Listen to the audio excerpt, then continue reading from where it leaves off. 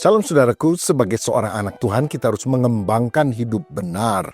Bagaimana caranya? Ada 3M. Yang pertama, mewaspadai keserakahan. Ada kisah mitologi Yunani kuno tentang seorang raja bernama Midas yang serakah dan minta kepada dewa apa saja yang disentuhnya menjadi emas. Dewa mengabulkannya. Dan ketika dia mau minum, air berubah jadi emas. Makanan berubah jadi emas. Akibatnya dia kelaparan, kehausan. Dan ketika anak gadisnya datang memeluk dia, anak gadisnya berubah menjadi patung emas.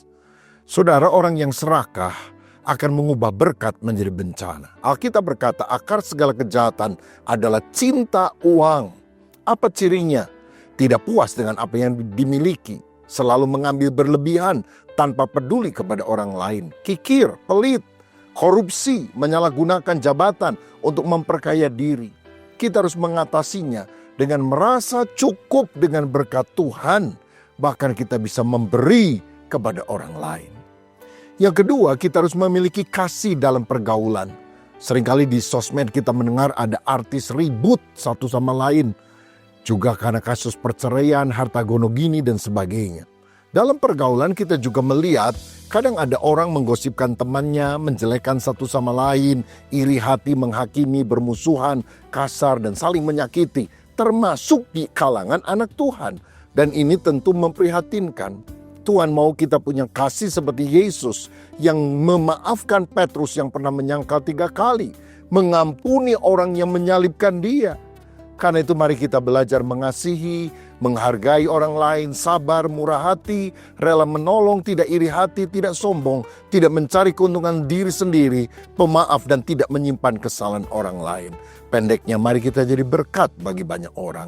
Dan yang ketiga, sikap hidup benar adalah membuang sikap narsis. Ada cerita Yunani tentang seorang pemuda tampan yang sombong bernama Narkisus. Satu kali dia berada di tepi kolam yang tenang airnya, dia mau minum. Tetapi kemudian dia melihat bayangannya sendiri dan dia jatuh cinta pada bayangan itu.